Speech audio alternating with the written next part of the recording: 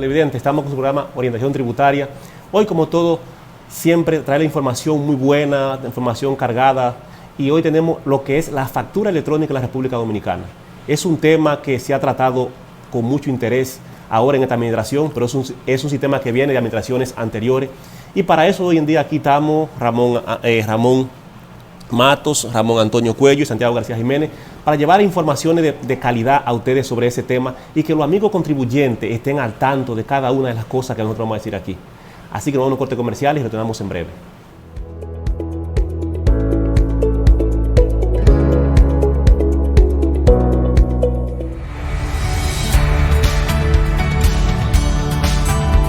Tipos de dispositivos tecnológicos. Para estudiantes de primero a sexto de primaria, tabletas. Marcas Samsung, Lenovo y Alcatel. Características: pantalla 10 pulgadas, memoria RAM 3 GB, almacenamiento 32 GB, expandible a 512 GB, procesador quad-core 2.0 GHz, sistema operativo Android 10, conectividad Wi-Fi, 4G, Bluetooth, USB tipo C 2.0. Para estudiantes de secundaria, netbooks. Características: pantalla 12 pulgadas, memoria RAM 4 GB, almacenamiento 128 GB SSD, procesador quad-core 2.6 GHz, sistema operativo Windows 10, conectividad Wi-Fi, Bluetooth, HDMI, USB tipo C. Ministerio de Educación de la República Dominicana. RMM Consulting Group, la firma de auditores impositivos y consultores empresariales que tú necesitas. Ofrecemos servicios de auditoría contable, consultoría administrativa, contabilidad y negocios, tributación y derecho corporativo.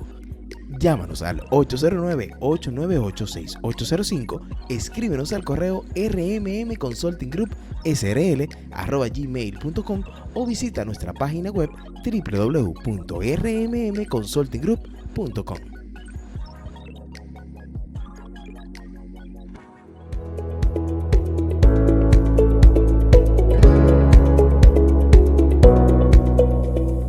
Estamos de vuelta con su programa Orientación Tributaria. Y pasemos a comenzar diciendo, Ramón Matos, ¿qué tú puedes decirle lo que es la factura electrónica, cosa que se viene mencionando desde hace muchísimo tiempo aquí en República Dominicana y que en otros países de América Latina y el Caribe, y también de otros conos como son asiáticos, como son árabes, como son del cono central de Norteamérica, ya está funcionando? Bueno, primero buenos días, un placer de nuevo compartir con ustedes.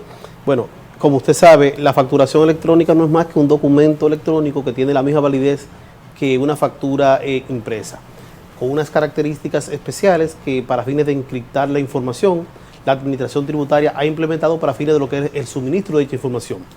Como usted dice, de manera muy efectiva, todo empezó hasta ya en el 2006 a través del decreto 254-06 que se estableció de manera directa el uso, aplicación e implementación del número de comprobante fiscal.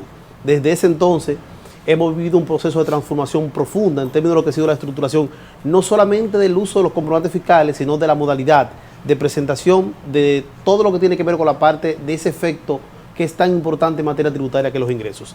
Esa factura electrónica no es más que uno de los mecanismos de control fiscal que las administraciones tributarias del mundo han implementado para fines de disminuir al mínimo lo que es la brecha de evasión, ya que, como su nombre lo indica, es un comprobante electrónico, es una factura digital, y el proceso de automatización implica que desde la emisión de la misma se interconecta con la administración tributaria y a través de esa forma la DGI, en este caso, en el caso de nuestra administración tributaria, va a recibir directo, inmediato, la emisión de esa factura. Pero ¿qué pasaría, por ejemplo, aquí en el país, donde hay una gran cantidad de comercio que todavía no está conectado a lo que es la red, el correo electrónico, a lo que es la red del internet? Y hay muchos comerciantes de eso que manejan millones y millones de pesos y un día no saben lo que es una factura convencional, ni lo que es una factura NSF. No saben lo que es eso. ¿Qué pasaría con esa cantidad de personas hoy día? Mire, interesante pregunta. Lo que pasa es que si seguimos apostando al desorden y al desconocimiento, vamos a durar toda una vida para fines de poder eficientizar el proceso del sistema tributario dominicano. No es menos cierto que a otros sectores se le ha dado una serie de facilidades. Por ejemplo, todos sabemos el incremento en el subsidio, tanto la parte de combustible como la parte eléctrica, y a otros sectores que se han dado para fines de poder viabilizar la economía.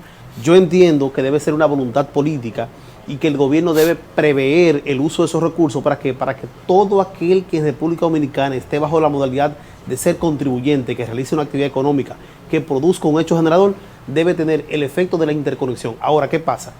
Como otros sectores se le ha facilitado el efecto de facilidades, incentivos, exenciones y recursos, no sería menos prudente de que a este proyecto ambicioso de la administración tributaria implica un efecto de que a través del costo operativo de todo lo que implica la interconexión sea suplido por materia del Estado, porque al final de la jornada el mejor beneficiado va a ser el Estado, porque es quien va a recibir los beneficios directos de esa tributación efectiva. Profesor Matos, es evidente que resultaría altamente beneficioso que los empresarios y comerciantes entraran en esa tónica, pero nosotros arrastramos un lastre bastante pesado en cuanto al desorden, a la evasión y a otros tipos de fenómenos que se dan en todo este proceso.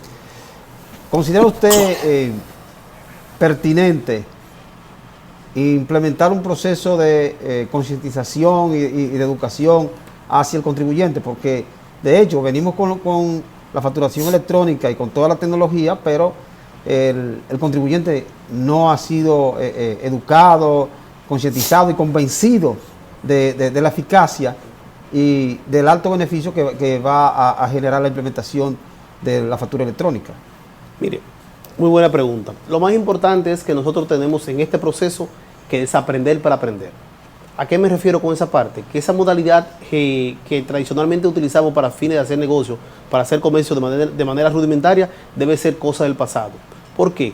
Porque según cómo ha avanzado el mundo en términos de interconexión, tú puedes hacer operaciones hoy día online con cualquier país, con cualquier negocio, con cualquier parte del mundo de manera directa y sobre todo en tiempo real.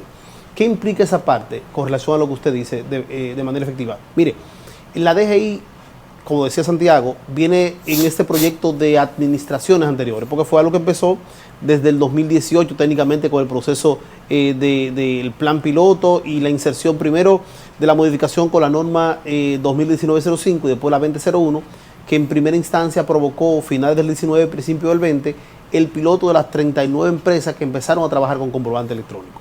Desde ese momento se está haciendo una campaña con relación a la parte de concientizar a los contribuyentes mediante el uso de los comprobantes fiscales electrónicos. Yo sí entiendo que debe ser más agresiva, debe ser más efectiva y sobre todo debe abarcar todos los entes económicos que de una u otra forma forman parte del sistema tributario dominicano. No es menos cierto que en los últimos 10 años el impuesto interno ha tenido una voluntad muy marcada en que los contribuyentes, a través de ese departamento de orientación tributaria, tengan los conocimientos básicos, elementales, por lo menos, para emprender un proyecto de negocio. Entonces, yo lo que entiendo es que más que el efecto de concientizar en términos tributarios, es hacer nosotros como contribuyentes lo que le llamamos el cambio del switch. O sea, ya esta modalidad análoga, tradicional, no es la que aplica. Entonces, ese switch hay que bajarlo y subir el switch electrónico sobre la base de hacerle ver a los contribuyentes de que es el proyecto de facturación que va a trazar el futuro en materia de comercio de la República Dominicana. Pero algo muy importante en cuanto usted se refiere a bajar el suite que tenemos de la modalidad y subir el suite de la factura electrónica. Pero aquí hubo un suite que se bajó y un suite que se subió, que fue, se bajó el suite de la factura y se subió el suite de la impresora fiscal. Y eso fue un fiasco para el país, eso fue un problema tremendo. El país aquí fue algo que Dios, yo estoy y sigo estando sumergido sobre ese problema, sobre ese trauma de la impresora fiscal, que no fueron más nada que el país enmarcarse sobre un gran problema. Ahora, ¿qué significa eso? Que la impresora fiscal llegaron aquí y cuando se implementaron, el presidente Leonel Fernández no quiso implementarlo porque sabía que eso hubiera traído daño en América Latina, daño en Colombia, daño en Panamá, daño en Venezuela. En todos los países fue un problema y aquí se implementó ese problema. Entonces, habían por ahí almacenes llenos de impresora fiscal y llega un administrador a la DGI de la pasada administración. Aquí somos técnicos, somos políticos, decimos la verdad. Llega Magín a la DGI y quiere implementar eso entre sangre, diente y fuego. Entonces, eso llevó a muchos comerciantes a desaparecer, a cerrar, con multas, que muchas veces son multas incandescentes. ¿Qué pasaría si se toma ese mismo mecanismo a lo que va a hacer la factura electrónica? Cuando Ramón hablaba aquí, Ramón cuello de que se puede implementar un proceso de mecanismo de concientización, decirle lo que es, por lo que es, y se lleva de las convencionales que existían anteriormente, antes de 2006, a factura de NSF. Ya estamos hablando de algo que el Estado puede desprenderse y llevar eso ahí. Pero ahora bien, si esa facturación llegan a concretizarse de la forma que sea, y sabemos lo atrasado que estamos aquí en el país, aquí el 80% de nivel telefónico está entre ciudades. Aquí hay lugares donde no hay señales. Sí. Aquí hay lugares donde no hay impresora.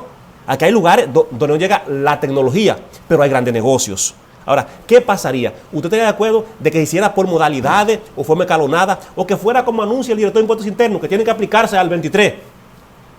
¿Qué usted recomienda como un técnico de estos asuntos, o sea, como técnico que somos? Mire, ya hemos vivido la experiencia de la administración pasada que a través de la implementación subversiva, obligatoria, intransigente, no funcionan las cosas. ¿A qué me refiero? Todos sabemos de la modalidad en que se quiso implementar el efecto de las soluciones fiscales anteriores. Que están multando hoy en día, por eso están multando hoy día. Sí, pero usted y yo sabemos que es ilegal y es recurrible el hecho de una aplicación de una multa por ese efecto, porque ellos mismos dejaron sin efecto la aplicación de las soluciones fiscales. Claro. Entonces, usted y yo sabemos, nosotros sabemos que es ilegal, ¿verdad? Entonces, ¿qué pasa, mi querido? El contexto de aplicación de la otra modalidad bajo el contexto de aplicación de la factura electrónica hoy día es totalmente diferente. ¿Por qué? Porque ese efecto post pandemia ha cambiado las reglas de juego, no solamente para el sector empresarial corporativo, sino también para el Estado. ¿A qué me refiero con esa parte? Cualquier efecto de cambio que se haga en materia económica, tanto para fines de adecuación de sistema como para fines de ampliación de base imponible, ampliación de tasa y demás efectos recaudatorios, tiene que ser consensuado con los diferentes actores económicos. ¿Por qué? Porque nosotros estamos en un proceso de recuperación económica que dio al traste con el efecto de la pandemia. Entonces, el hecho de usted constringir una economía que está en plena recuperación por una medida arbitraria no sería lo más recomendable, y sobre todo por el efecto social y el costo político que va a tener. Profesor Matos, nosotros tenemos un inconveniente en la República Dominicana que de hecho va a afectar la implementación de la factura electrónica, y el inconveniente es con las compañías telefónicas que, quieras o no, están estafando a los usuarios porque venden una capacidad de data y en realidad es otra. No hay esa velocidad para el flujo de datos, y con la implementación de factura electrónica evidentemente que se necesitará flujo de datos, y con el flujo actual no es factible iniciar el proceso a toda marcha, porque no es posible. Mire, como decía Santiago ahorita, yo entiendo que lo más recomendable no es que decir, ya para el 2023 estamos listos. No, yo entiendo que eso no es factible. Yo sí entiendo que debe hacerse de manera escalonada, según cómo se tomó como efecto de piloto las 38 o 39 empresas más grandes en términos económicos para empezar a correr el proyecto. Yo entiendo que debe hacerse escalonada igual, por sector económico y por tipo de contribuyente en base a la generación de ingresos que producen. Pero no solamente por el efecto de los ingresos, sino también en base a la cantidad del volumen de operaciones, porque como usted dice, puede que un negocio X venda 10 millones de pesos un mes y eso sea una factura. Por ejemplo, el sector construcción. Claro, así es. Por ejemplo.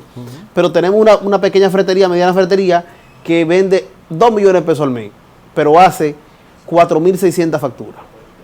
O contraste. O sea, debe haber una media, Santiago, Ramón, no solamente en la cantidad de transacciones, sino en el volumen de las operaciones que se realicen. Pero sí es importante que se aplique un mecanismo, por ejemplo, tipo la norma 0714, que hizo la segmentación por actividad económica por rango de ingresos, para fines de manera escalonada, ir implementando el uso de las impresoras fiscales.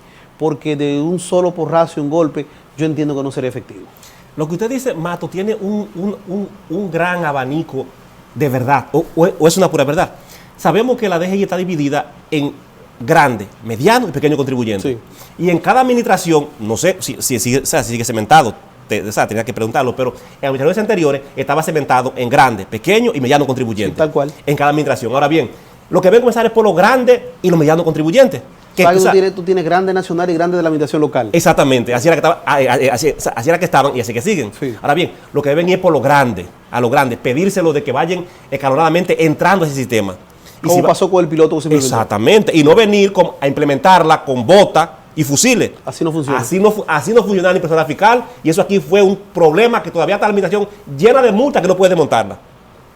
Y lo prometió el administrador anterior, y este también lo prometió que la iba a desmontar. Estaba no presente ahí cuando dijo que sí, que la iba a desmontar, y no ha hecho nada. Ahora, ¿qué pasa con eso?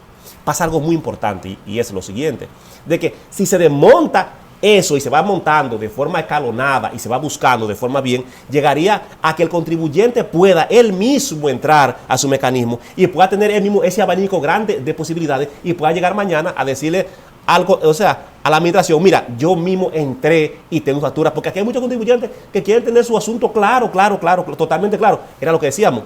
Hay una compañía que vende 2 millones de pesos y tiene que emitir 4.000 facturas. Pero hay una compañía que vende 2 millones de pesos y no me emite un solo comprobante. Los importadores.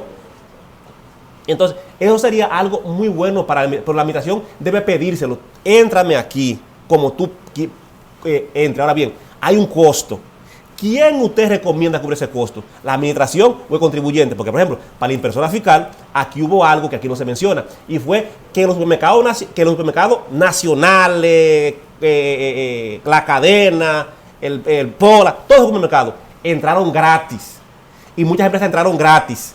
Y después entonces querían cobrárselo a los pequeños, a los pequeños comerciales, porque el plan piloto fue gratis, para la impresora fiscal fue gratis. Pero para los demás era a bota y fusil, querían introducirlo ahí. ¿Qué significa esto? Es un abuso. El Estado debe poner él también su parte, porque él es el que sabe beneficiar. En esa parte que yo digo que el Estado debe poner, ¿cómo te aconsejaría que el Estado entraría ahí?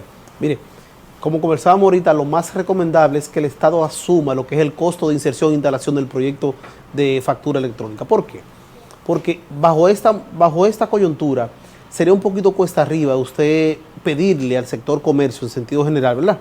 Pequeños, medianos, grandes comerciantes, de una u otra forma incurrir en un costo que al final de la jornada el mayor beneficiado va a ser el Estado. Entonces, como le decía usted ahorita, según como hemos hecho de que se subsidien mecanismos para transporte, sector eléctrico, en los combustibles, los productos de consumo masivo, por ejemplo, no sería menos práctico que el gobierno asignara partidas que fueran al traste con el subsidio de la implementación de ese proyecto de facturación electrónica. ¿Para qué? Para que los contribuyentes tengan la viabilidad de la inserción y no tengan un costo, un tramo económico que dé al traste con el desincentivo del proyecto. Porque al final de la jornada, Santiago, Ramón, el aumento de la transparencia en materia tributaria nos compete a todos, pero les conviene al Estado. Claro, le conviene al Estado en dos vertientes. Primero, es el mayor recaudador. Claro. Y segundo, el mayor distribuidor Sí. de la riqueza. En esa distribución de riqueza, Ramón Cuello, tú como político y tienes bastante conocimiento en esto, ¿el Estado asumiría la responsabilidad de eso o tú piensas que es contribuyente? Lo correcto que sea el Estado. ¿Y por qué? Lo primero es que, como ha dicho el profesor Matos, se requiere que se implemente un plan para aumentar las recaudaciones, ¿verdad? Incentivarla por ahí. Y al mismo tiempo incentivarla. Entonces, cuando se le aplica presión al contribuyente, el contribuyente ve eso como una molestia, ¿verdad? Entonces, al verlo como una molestia, le resulta irritante y no quiere entonces acogerse. Ahora, cuando se le incentiva, de hecho se le está motivando y al motivársele, podría decirse que le resultaría hasta agradable, ¿verdad? Podría decirse, porque todo lo que nos irrita es agradable. Entonces, a la gente hay que buscarle la vuelta. Entonces, el Estado necesita aumentar las recaudaciones para la inversión social. Y si el Estado no utiliza los mecanismos, entonces hay un flujo que se va a perder. Y esa no es la tónica, de ninguna manera. Pero algo muy importante que Ramón ha mentado, a la gente que busca de la vuelta en eso, profesor Mato. Profesor, hay algo que completamente aquí en el país no se menciona. Aquí nosotros hemos ido a otros países del área. Se ha implementado en otros países. Centroamérica sobre todo. Sí, claro. La pregunta mía, en Estados Unidos, uno compra y uno le dice a la persona, mira, no me des factura. Y dice, no te conozco. Sale ahí, no lo conocemos, ni conozco el producto, ni te conozco a ti. La evasión y la ilusión, ¿aquí a dónde llegaría? Mire, lo que pasa es que usted puso un ejemplo de los países de cumplimientos más efectivos del mundo, que Y es Estados rígido. Unidos. Porque en el caso de Estados Unidos, como todos sabemos, el incumplimiento tributario de defraudación tiene un carácter de penalidad federal, no en materia civil tributaria, como es el caso de República Dominicana. Lo que nosotros tenemos que concientizar a los contribuyentes es que qué implica el efecto de facturación electrónica sobre la base, por ejemplo, de la reducción de costos operativos, de la reducción referente a lo que es la parte de impresión, medio ambiente, competencia leal, porque eso va a implicar que si Santiago y Ramón tienen un negocio que facturan mensualmente y presentan su factura y pagan sus impuestos, y por ejemplo Juan Pérez no lo tiene, Juan Pérez está haciendo un efecto de competencia desleal. ¿Por qué? Porque la capacidad contributiva que Santiago y Ramón tienen que aportar, entonces Juan Pérez se la está embolsillando, ¿verdad? Pero se la está cobrando el contribuyente. O sea, es un efecto de competencia desleal. Otro aspecto importantísimo es que el principal efecto de la facturación electrónica es que va a dar al traste con un cumplimiento efectivo de lo que es la parte tributaria en base a lo que a la facturación con el cruce de información. Me explico. Como usted planteaba el ejemplo de Estados Unidos, a ellos no le importa si usted pide o no el efecto de la factura. El hecho de que usted compró, esa impresión de factura es inmediata. Y quienes, por ejemplo, han visitado ese país se dan cuenta que la modalidad de factura electrónica que tenemos con la secuencia, en el caso de nosotros, por ejemplo, lo que nosotros le llamamos NIF, número de identificación tributaria, son números encriptados que tienen ese tipo de facturación. En Estados Unidos peor, porque recuérdense que en Estados Unidos las tasas son por localidades. Por ejemplo, la tasa que usted paga, por ejemplo, en New Jersey no es la que paga en el Bronx, y están dentro del mismo Estados Unidos, pero tiene un criterio de aplicación diferente. Ahora, ¿qué es lo que pasa, hermano querido? Antes de yo establecer un efecto coercitivo en base al incumplimiento, tengo que dar facilidades para que el efecto se cumpla, concientizar y sobre todo que los contribuyentes entiendan los beneficios que implica insertar una factura electrónica. Y segundo, que puedan entender que el futuro del negocio en materia económica y en tributación en nuestro país está sustentado sobre el efecto de la digitalización. Llámese factura electrónica o como usted quiera ponerle el nombre, pero por ahí va el negocio. Profesor Matos, nosotros, podría decirse que estamos siendo invadidos por comerciantes extranjeros, ¿verdad? Es un término. Lo digo en virtud de que desde Asia, ¿verdad? El sudeste asiático específicamente, al país han ingresado Chinos y japoneses. cientos, no cientos, miles de comerciantes que por tradición son expertos en tracamandaca y en toda clase de maniobras Y de evasiva. para salir airosos. Entonces resulta altamente difícil encarrilar a ese tipo de comerciantes, porque donde llegan quieren implementar cierto tipo de actividad que los beneficie a ellos, pero no beneficiar altamente al órgano recaudador. Entonces, ¿qué explicación podríamos darle a ese fenómeno? Perfecto. Mire, lo primero es no compartir el término de invasión, sino que como el mundo se ha convertido en una aldea global, ya cada quien puede hacer comercio en cualquier parte del mundo siempre y cuando sea de comercio lícito. No importa la nacionalidad y no importa el país. Ahora, ¿qué pasa? Que como país, mi hermano querido, las reglas del juego deben de estar claras. ¿Por qué? Porque igual cuando vamos a Estados Unidos y emprendemos cualquier tipo de negocio o proyecto, ya sea en materia de bodega, de factoría, de tienda, de comercio, el que sea, hay un esquema de negocio, hay un esquema tributario que tenemos que cumplir a cabalidad. Entonces, ¿qué implica eso? Que nosotros como país debemos establecer un marco regulatorio, primero, que no vulnere la inversión local, segundo, que no creen efectos de desventajas competitivas que den al traste con la desaparición del comerciante local. Y tercero, independientemente de las prebendas que nos ofrezcan a través de concesiones, a través de acuerdos, ¿verdad?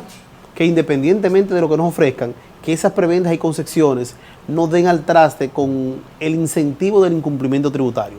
Porque, por ejemplo, para nadie es un secreto de que esa gran comunidad que usted dice siempre se nutre de beneficios económicos fiscales, pero son concebidos a través de concesiones locales. Me explico. Te hacen un hospital en Junumucú de la Vega, ¿verdad? Mediante una concesión y una donación. Pero eso implica que a todos sus ciudadanos se les dé una serie de condiciones y facilidades que no se le da al productor local o al comerciante local. Entonces tiene que haber un equilibrio. porque el comercio no es malo, Santiago Ramón. Eso es sano para fines de que quien más debería aprovecharse sería el consumidor en base a una guerra de precios efectiva. Lo que pasa es que cuando tú creas un efecto de desventaja competitiva local, eso provoca que como ellos tienen más recursos, tienen más tecnología y tienen más facilidades, entonces el productor dominicano desaparece del medio. Y eso sí es peligroso. En ese término ahí, o sea, cuando hablamos de lo que es la factura electrónica, yo quiero decirle algo a lo que es el presidente. Muchas veces deben mandar a investigar a ver quién comenzó un proyecto, porque se ve muy mal y no se ve con belleza de que se diga que se está implementando ahora eso, como hubo un lanzamiento hace unos cuantos días de factura electrónica. Ese proyecto es viejo, aquí ya habían empresas con facturas electrónicas funcionando en el mercado. Y por eso yo siempre he dicho, para uno ir a decir que es nuevo un proyecto, debe tener asesores que le digan a uno, eso no es nuevo, no puedes hacer así, porque mira, uno hace a veces, no tiene belleza adjudicarse un proyecto que ya había comenzado, sino decir que estamos modernizándolo, trabajando en él, porque no tiene belleza eso. No, eso no tiene belleza. Y el proceso de factura electrónica tiene varios meses que comenzó aquí. Así es, nuestro televidente, vamos a un corte comercial y lo tenemos en breve.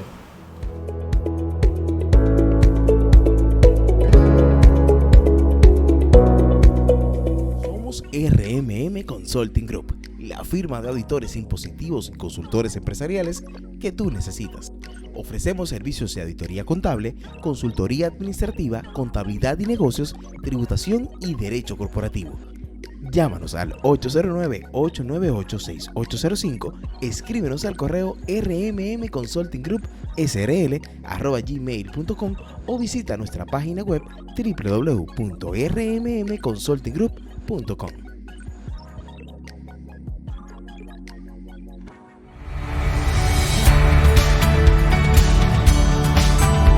Tipos de dispositivos tecnológicos.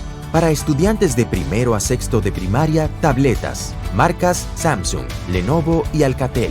Características: pantalla 10 pulgadas, memoria RAM 3 GB, almacenamiento 32 GB, expandible a 512 GB, procesador quad-core 2.0 GHz, sistema operativo Android 10, conectividad Wi-Fi, 4G, Bluetooth, USB tipo C 2.0.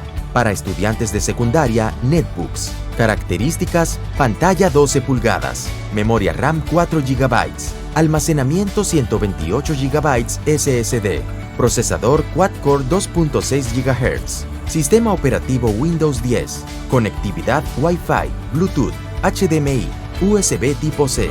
Ministerio de Educación de la República Dominicana.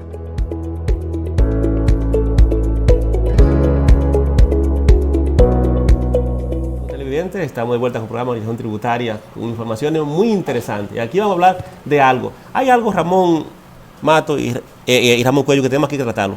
¿Cuál es ventaja y cuál es desventaja? ¿Y qué beneficios, que son diferentes? Sí. ¿Y a dónde podemos llegar nosotros con la factura electrónica? Mira, interesante pregunta, porque lo primero que hay que concientizar a la gente en qué le va a beneficiar.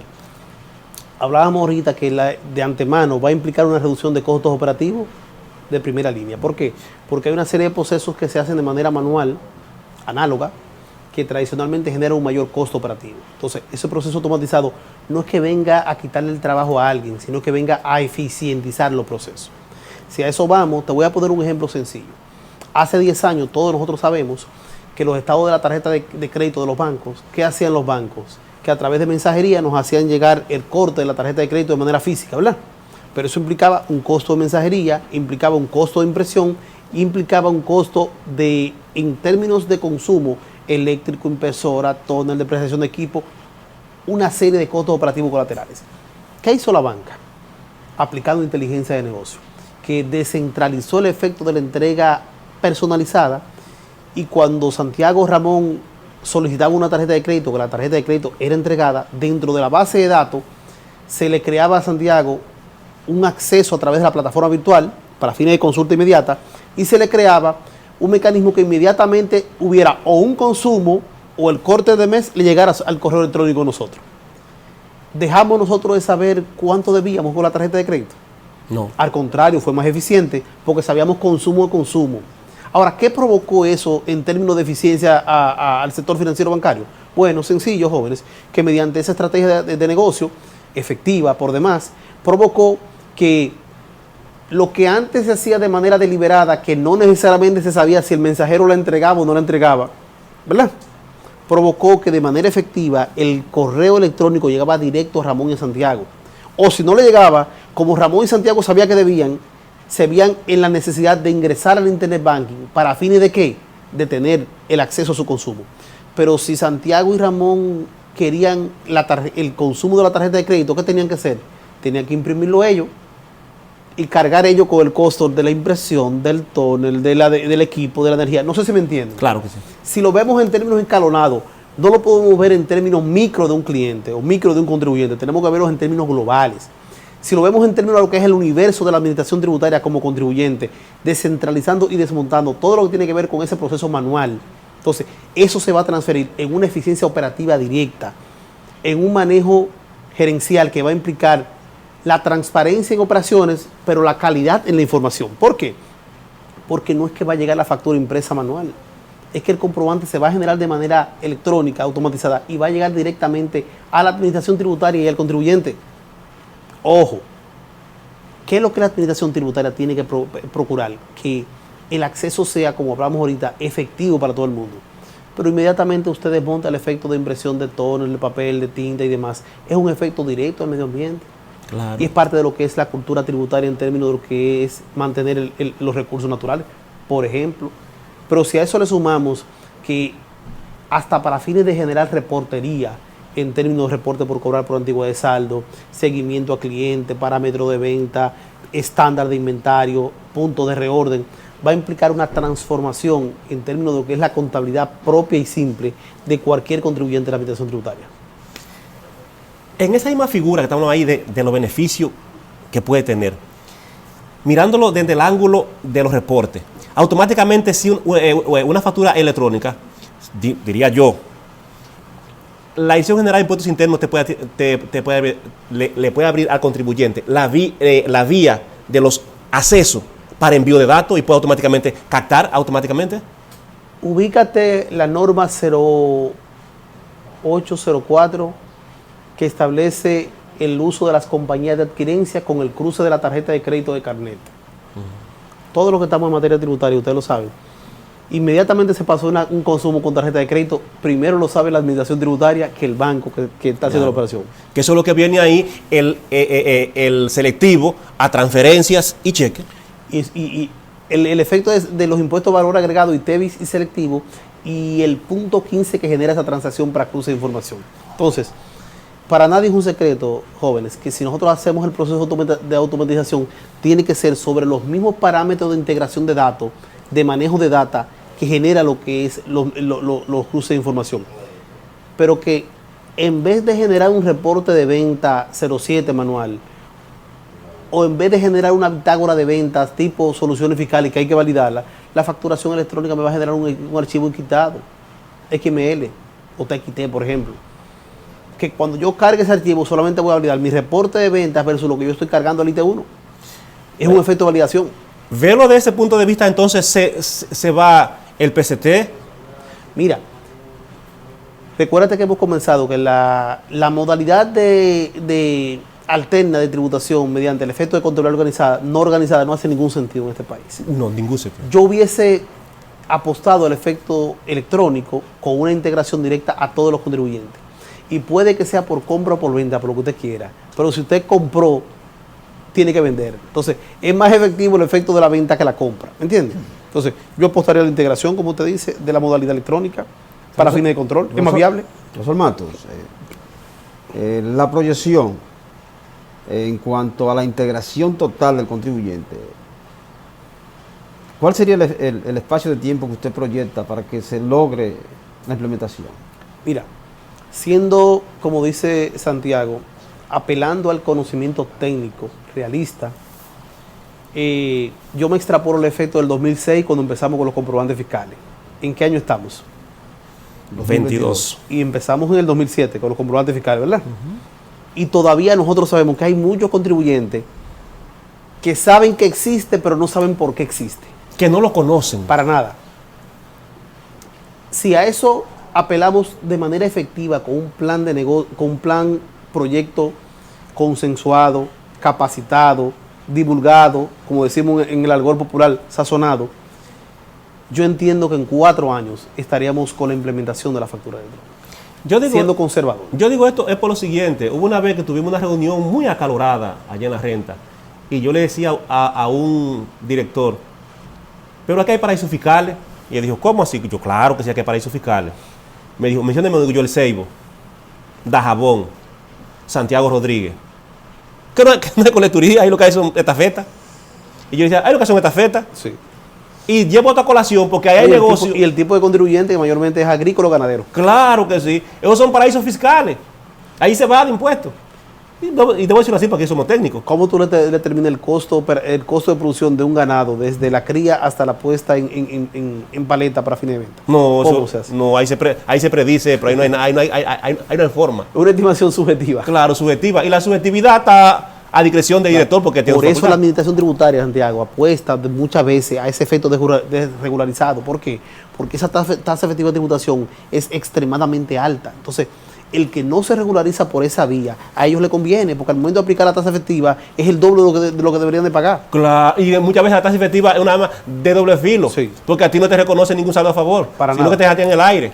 Lo tienen que perder todo. Claro, es mejor tú irte a una fiscalización y no te la dan a ti si tú lo solicitas de buena voluntad. Te tardan muchísimo para dártela. Claro. Entonces, hablando de ahí, Mato un poco. En América Latina se ha implementado en casi toditos los países la factura, y aquí llegó ahora. Llegó hace... El 18 empezamos. Sí. ¿En cuáles países tú entiendes que ha tenido un buen repunte? Mira, a mí me gusta el modelo chileno y el modelo de Colombia. ¿Por qué? Porque son en términos de lo que es referencia, sobre todo Chile y Colombia, en materia de referencia tributaria, 2 puntos a seguir por nosotros. Unos países muy grandes, con realidades distintas, tanto intrínsecamente como estructuralmente, pero se apuesta mucho al efecto de lo que es la transparencia en el manejo del control fiscalizador, primero, y segundo, de lo que es el control tributario. No es menos cierto que tenemos una réplica del modelo de Chile, pero en los últimos años Colombia ha repuntado como en la principalía en materia de lo que es el efecto de fiscalización. Entonces, si nosotros vamos a asumir el efecto de lo que son las mejores prácticas de ese proyecto, deberíamos centrarnos mucho en esos 2 países en base a las experiencias de ellos para no cometer los fracasos que en su momento ellos cometieron, sobre todo Chile. Porque ¿qué particularidad tiene Colombia? Que ha aprendido de los errores de Chile y han optado por ellos no cometerlo. Claro, y eso me lo dice alguien a mí siempre, me lo dice siempre, y es una persona muy inteligente, la cual me llevo el nombre, que dice, es bueno aprender en cabeza ajena. Claro. Centroamérica, en sentido general, por ejemplo, tiene como modalidad el efecto de la factura electrónica. Ahora, cada quien con sus virtudes y sus defectos. Te digo que me gusta el modelo colombiano porque en Colombia se ha dado la tarea de que haya un control estricto, no solamente en materia impositiva, sino con lo que son el uso de fondos públicos. Con su realidad, pues sabemos la realidad como nación, pero están apostando mucho al efecto de la transparencia a manera de fiscalidad y a manera impositiva.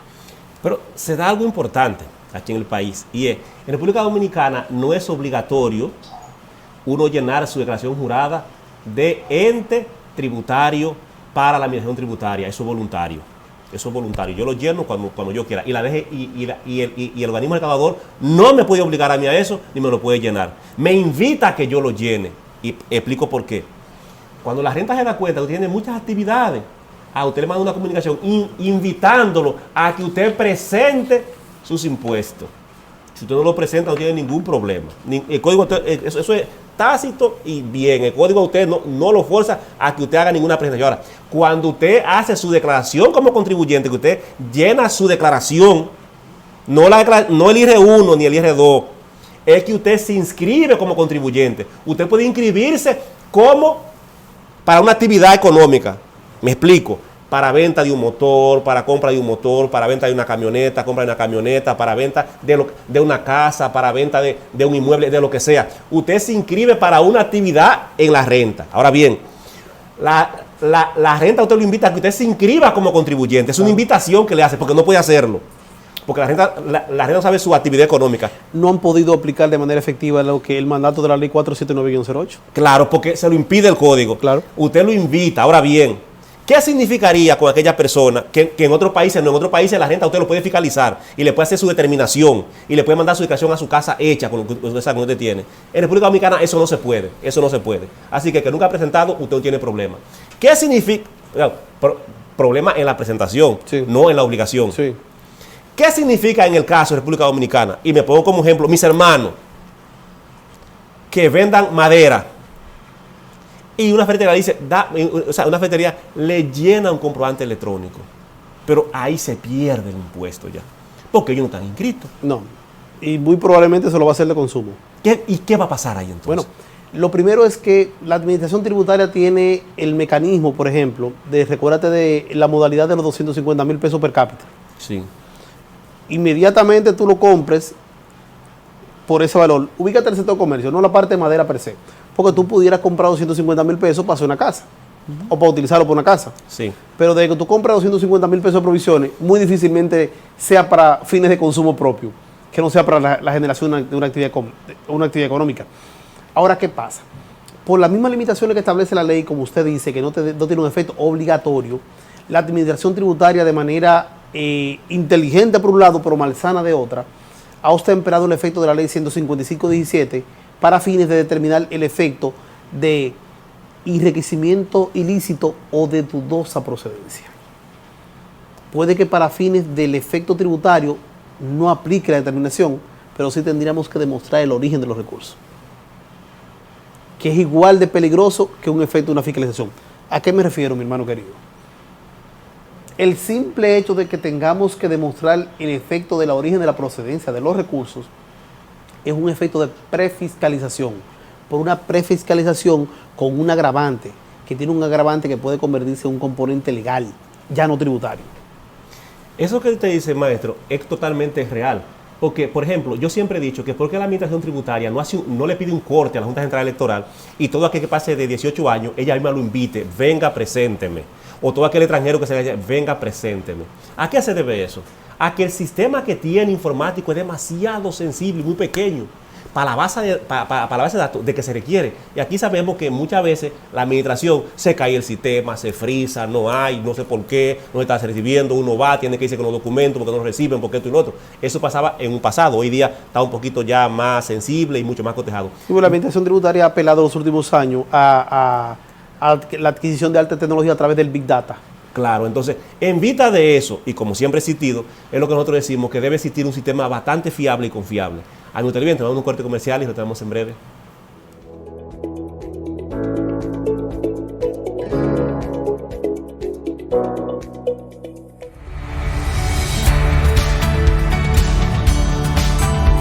Tipos de dispositivos tecnológicos. Para estudiantes de primero a sexto de primaria, tabletas. Marcas Samsung, Lenovo y Alcatel. Características: pantalla 10 pulgadas, memoria RAM 3 GB, almacenamiento 32 GB, expandible a 512 GB, procesador quad-core 2.0 GHz, sistema operativo Android 10, conectividad Wi-Fi, 4G, Bluetooth, USB tipo C 2.0. Para estudiantes de secundaria, netbooks. Características: pantalla 12 pulgadas, memoria RAM 4 GB, almacenamiento 128 GB SSD, procesador quad-core 2.6 GHz, sistema operativo Windows 10, conectividad Wi-Fi, Bluetooth, HDMI, USB tipo C. Ministerio de Educación de la República Dominicana. RMM Consulting Group, la firma de auditores impositivos y consultores empresariales que tú necesitas. Ofrecemos servicios de auditoría contable, consultoría administrativa, contabilidad y negocios, tributación y derecho corporativo. Llámanos al 809-898-6805, escríbenos al correo rmmconsultinggroup@gmail.com o visita nuestra página web www.rmmconsultinggroup.com.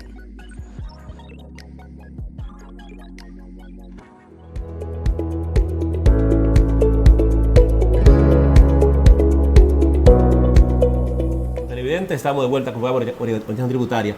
Entonces, hay algo muy importante y es que de 2004 hasta la fecha, todos los países de América Latina han venido implementando el sistema de la facturación electrónica. Y ha sido muy bueno porque eso ha ayudado muchísimo a los países, ha ayudado muchísimo al desarrollo de muchos países y la evasión baja. Pero hay que llevarlo a diferentes renglones en cuanto a eso. Profesor Matos, ¿cuáles serían los requisitos para la implementación y emisión de la factura electrónica? Perfecto, buena pregunta. Mire, lo más importante es que para fines de emitir factura electrónica, lo primero que tiene que cumplir el contribuyente es con el artículo 50, que habla de los deberes formales del contribuyente. Porque dentro de esos deberes formales del contribuyente se establece, aparte de que se exige un efecto de contabilidad organizada, se establece que como método de inventario, amparado en el artículo 302, la administración tributaria le pide, por no decir que le exige, al contribuyente que su método de facturación y de inventario deben de estar, el del contribuyente, adaptado al sistema de la administración tributaria. En este caso, particularmente, la administración tributaria ha estado utilizando, implementando en el proyecto piloto un software automatizado que establece un formato de archivo XML que es parecido en la encriptación de datos al formato TXT 606607 que se genera cuando hacemos el archivo digitalizado, producto de la compra mensual para 06 y la venta mensual para 07. Entonces, esos requisitos los establece la administración tributaria con empresas certificadas mediante un proceso de revisión que la misma administración tributaria, a través de interconexión con compañías que venden ese tipo de software, los valida. Ubíquese cuando se implementó la solución fiscal, la impresora, por ejemplo, que había una X cantidad de empresas autorizadas a vender esas impresoras fiscales, pero no era por un efecto de conveniencia o beneficio, sino porque esas empresas pasaron por el proceso de depuración, de certificación y cumplieron con los estándares que se les pedía. Eso mismo pasa con la factura electrónica. Lo primero es que, en cumplimiento con los deberes formales del contribuyente, yo tengo que adaptar mi sistema de inventario y mi sistema de facturación a los requerimientos que establece la administración tributaria. El software que exige la administración tributaria debe ser avalado por la compañía que lo instale con la certificación de la DGI, porque inmediatamente se termine el proyecto de instalación del software, la compañía le notifica a Impuesto Interno que esa empresa está lista para fines de empezar a emitir comprobantes fiscales electrónicos. Eso implica que, acorde al método de inventario, nuestra ley exige el método web, pero cualquier método que sea diferente al web, siempre y cuando se corresponda con lo que es la modalidad económica y no incurre en ningún tipo de violación, ya sea el promedio ponderado o el primero en entrar, primero en salir, cual sea de los dos. De manera directa, entonces, el contribuyente está en la potestad de empezar a emitir facturas electrónicas basado a los requisitos que establece la ley 1192 con la reglamentación accesoria por el tipo de software. Los software tienen todo algo bien importante, que es primero entrar y primero entrar y primero salir. Ahora bien, como se implementa esa modalidad, aquellos que quieren jugar con eso, quieren tener aquello como si fuera de ellos y que no saben cómo tenerlo muchísimas veces, simplemente por tratar de pagar menos, como decimos, un programa, un lenguaje aplatanado. ¿Qué pasaría en ese caso? Mira, es que la ley es clara, hermano mío. El proceso de facturación no electrónica, el que sea, implica que si usted genera una factura, esa factura para usted va a tener un efecto de ingreso. Ese efecto de ingreso va a tener una contrapartida en el costo, ya sea o costo de venta o costo de producción, el que usted incurra, que va a generar un beneficio bruto. A ese beneficio bruto usted le va a deducir sus gastos operacionales y esa diferencia entre el ingreso, el costo y el gasto le va a arrojar un resultado. En el caso de que los costos y los gastos sean mayores, un resultado negativo, que es una pérdida. Pero cuando el resultado sea positivo, que es donde mayormente se prevé, porque nadie hace negocio para perder, salvo condiciones exógenas, extraoficiales, implica que esa diferencia positiva va a generar un 27% acorde al artículo 297. Ahora, ¿cuál es el problema? Que como la mayoría de las empresas tienden a no transparentar su estructura de costo y a no eficientizar su estructura de gasto, el beneficio real financiero es uno y el beneficio fiscal impositivo es otro. ¿Por qué? Porque para fines generales tú tomas en cuenta todos los costos y los gastos y genera tu beneficio real. Pero si tú no transparentas y eficientizas esa estructura de costo y gasto, puede que tu beneficio fiscal sea mayor y eso implique una carga impositiva por encima de la que realmente te toca. Pero no importa la modalidad que se utilice para facturar, el efecto de la transparencia tributaria está concebida en la misma ley per se, y quien la vulnere, entonces la tipificación del delito va a depender de la magnitud que tenga. La pregunta mía es, yo entro a facturación electrónica, significa que no puedo usar el método convencional. ¿Qué pasaría si yo no uso el método convencional y el activo que muchas veces yo tengo y no lo desmonto?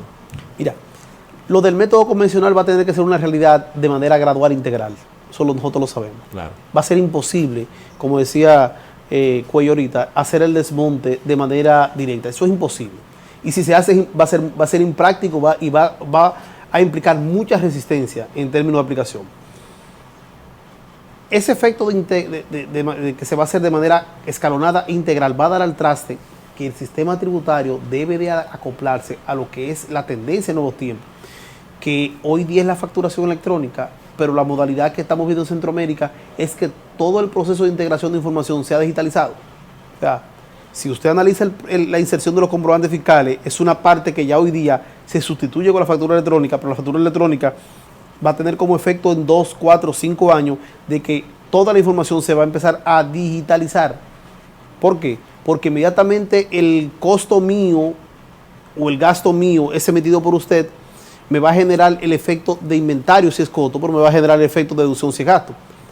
Eso va a implicar la interconexión. En el caso de los activos, mi querido, mire, los activos tienen una particularidad. Todo activo es adquirido a su costo histórico. Entonces, a partir de la inserción de la factura electrónica, va a haber un activo como base de datos que la empresa tiene, siempre y cuando esté transparentado, sobre todo si se acogió a la ley 4620, porque lo que hablábamos en programas anteriores, la ventaja va a ser que la ley 4620 nos va a crear un antes y un después. Ahora, todo lo que exista después de ahí, la codificación de los códigos del 606 va a determinar si es costo o si es activo. Eso es así. Algún televidente, el programa estuvo cargado de información, muy bueno, pero dicen que el tiempo entre técnicos es completamente corto. Así que llegamos a su parte final y pasen toda bien en sus hogares. Muchas gracias.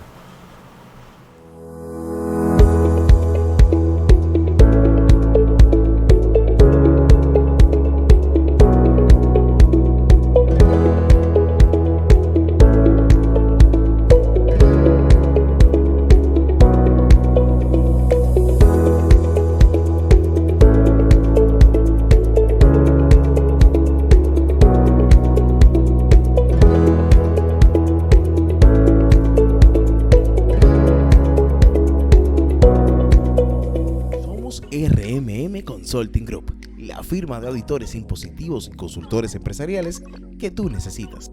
Ofrecemos servicios de auditoría contable, consultoría administrativa, contabilidad y negocios, tributación y derecho corporativo.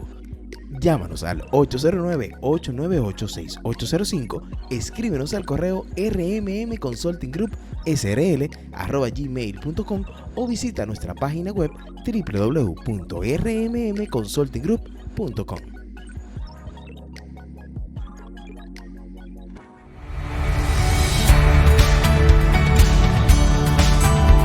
Tipos de dispositivos tecnológicos. Para estudiantes de primero a sexto de primaria, tabletas. Marcas Samsung, Lenovo y Alcatel.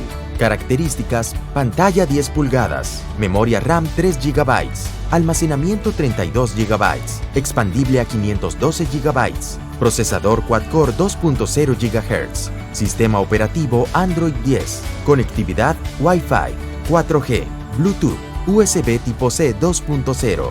Para estudiantes de secundaria, netbooks. Características: pantalla 12 pulgadas, memoria RAM 4 GB, almacenamiento 128 GB SSD, procesador quad-core 2.6 GHz, sistema operativo Windows 10, conectividad Wi-Fi, Bluetooth, HDMI, USB tipo C.